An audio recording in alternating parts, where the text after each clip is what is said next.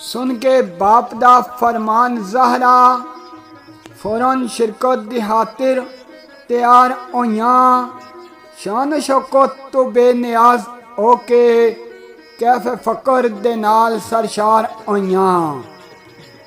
टाकियां ज़ारा दे वेख लबासी उत्ते रूह मुल्क उरां अशकबार होइयां। रहमत आ गई रब दी जोशी अंदर ऐसन कुदरतां अजब इज़हार होइयां। उला जंती आए जिब्राइल लैके आज़र उरावी विच दरबार होइयां। जोड़ा जंती पहन के जदों शामल शादी विच ज़ारा बावकार होइयां। पै गए फिके लबास यहूदियां ने ऐसन कोशां कुल बेकार होइयां। रो बिनते रसूल दा प्या ऐसा जवन ज़हरा दे उत्तों नसार होइयां। आखन लगियां अदब दे नाल मुड़ के बेशक असी नादाम बेशुमार होइयां। दसो सानू ए जोड़ा लिया किथों असी वेख जिसनों बेकरार होइयां।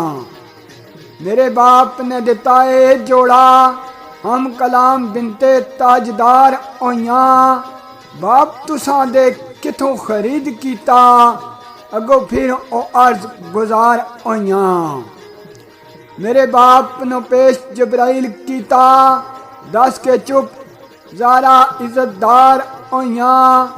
किथों आंदा जिब्राइल ने दस छड्डो साहिल फिर सबे बार बार होइयां। जिब्राइल ने आंदा ए जनता चूं इन्ना ही दस खामोश सरकार होइयां। मुसलमान मुहम्मद दा पढ़ कलमा सुन यहूदियां सुन दियों सार होइयां। भर के जोली ईमान दी नाल बरकत दौलत सदके सईदा तू सौ वार होइयां। बिनते नबी दे कदमां दी नाल बरकत सब दियां बेड़ियां बेवरों चों पार होइयां।